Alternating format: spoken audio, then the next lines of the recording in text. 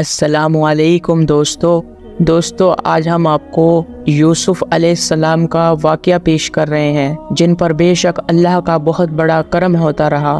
یوسف علیہ السلام 11 بھائی تھے اور یوسف علیہ السلام بے حد خوبصورت اور عقل مند بھی تھے۔ یوسف علیہ السلام کے بابا یعقوب علیہ السلام دوسرے بھائیوں کے مقابلے یوسف کو بے حد چاہتے۔ ایک رات یوسف علیہ السلام نے عجیب خواب میں دیکھا کہ چاند، سورج اور 11 ستارے یوسف علیہ السلام کو سجدہ کر رہے ہیں۔ یوسف علیہ السلام بے حد چھوٹے تھے جس وجہ سے وہ سمجھ نہ سکے آخرکار کیا معاملہ ہے۔ یوسف علیہ السلام نے اس خواب کا ذکر اپنے بابا سے کیا۔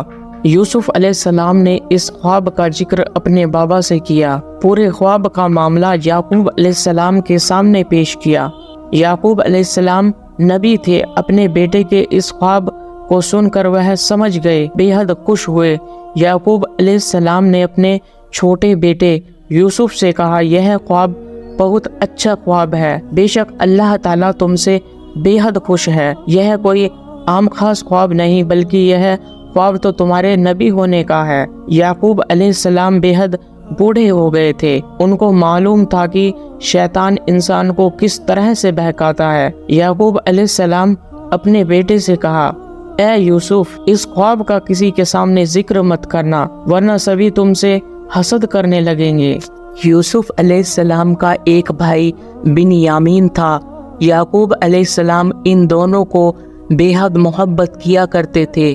یوسف علیہ السلام کے دوسرے بھائی ان دونوں سے حسد کرنے لگے۔ وہ کہتے، ہمارے والد ان دونوں کو ہم سے زیادہ محبت کرتے ہیں، وہ دونوں ہم سے چھوٹے بھی ہیں اور کمزور بھی ہیں، پھر بھی ہمارے بابا یعقوب ان دونوں کو اتنا کیوں چاہتے ہیں؟ یوسف چھوٹے تو تھے ہی اور ناسمجھی میں اپنا خواب بھائیوں کو آخرکار بتا ہی دیا۔ یہ سن کر بڑے بھائی یوسف سے اور زیادہ جلن کرنے لگے۔ ایک دن آیا کہ ان سبھی بھائیوں نے اکٹھا ہو کر یوسف علیہ السلام کو قتل کرنے کی سازش رچنے لگے۔ ان میں سے ایک نے اپنا مشورہ رکھا کہ ہم یوسف علیہ السلام کو کہیں دور لے جا کر کسی کنویں میں ڈال دیتے ہیں۔ اس بات پر سبھی بھائی سہمت ہو گئے اور اس بات پر سبھی بھائی راضی ہو گئے۔ اب سبھی بھائی اکٹھا ہو کر اپنے بابا یعقوب علیہ السلام کے پاس آئے۔ یعقوب علیہ السلام یوسف علیہ السلام کو لے کر پہلے سے ہی بہت ڈرے ہوئے تھے۔ وہ خوب اچھے سے جانتے تھے کہ اس کے بیٹے یوسف علیہ السلام سے حسد کھاتے ہیں، اس لیے یعقوب علیہ السلام یوسف کو ان کے بھائیوں کے ساتھ کہیں باہر نہیں بھیجا کرتے تھے۔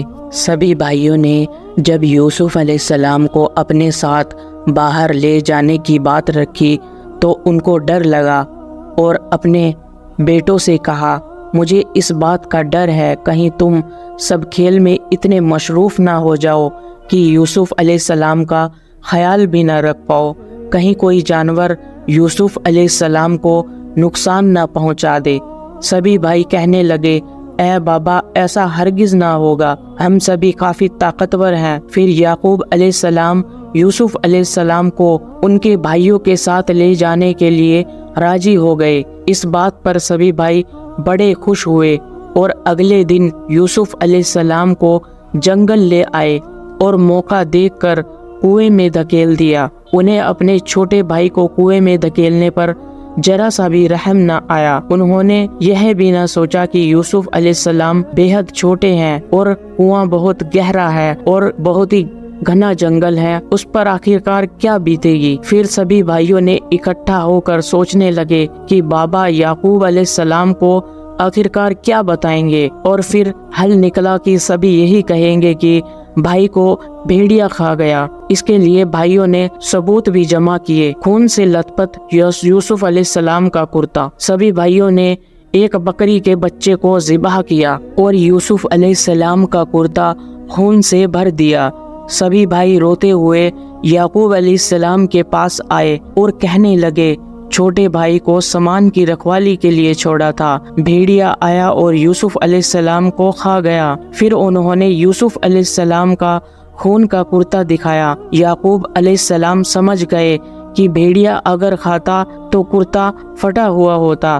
یوسف علیہ السلام کی قمیض کہیں سے بھی پھٹی ہوئی نہ تھی۔ انہوں نے اپنی اولاد سے کہا تمہاری باتوں میں بالکل بھی سچائی نہیں، اور پھر یعقوب علیہ السلام نے صبر کیا، اور پھر سبھی بھائی بڑی خوشی کے ساتھ کھانا کھایا، اور ادھر یوسف علیہ السلام اکیلے کنویں میں پڑے ہوئے تھے، نہ کچھ کھایا نہ ہی کچھ پیا، اور ادھر یعقوب علیہ السلام یوسف علیہ السلام کو کھو دینے کے غم میں کچھ بھی نہیں کھا پی رہے تھے۔ ایک دن اس جنگل سے ایک قافلہ گزر رہا تھا اور ان کو پیاس لگی۔ پانی کے لیے کنواں تلاش کیا جس میں یوسف علیہ السلام تھے، اسی کنویں سے پانی پینے کی سوچی، اور جب پانی نکالنے کے لیے ڈول ڈالی، اور جیسے ہی ڈول اوپر کی اور کھینچا تو ڈول جاندار معلوم ہوا۔ جب ڈول اوپر آیا تو اس میں ایک خوبصورت لڑکا بیٹھا۔ ڈول کھینچنے والے شخص کو یہ دیکھ کر بڑی حیرانی ہوئی اور چیخا اور چلایا۔ یہ منظر دیکھ قافلے کے لوگوں نے سوچا کہ مصر کے بازار میں اس بچے کو بیچا جائے، اور قافلے کے لوگ یوسف علیہ السلام کو چھپا کر لے گئے اور مصر کے بازار میں بولی لگانے لگے، اے مصر کے لوگوں، دیکھو کتنا خوبصورت لڑکا۔ آخر مصر کے عزیز بڑی رقم دے کر یوسف علیہ السلام کو خرید لیا اور اپنے محل لا کر اپنی بیوی کے حوالے کر دیا۔ اس عزیز کی بیوی میں گندے خیالات آنے لگے۔ عزیز کی بیوی نے یوسف کو بدکاری کی اور بلایا۔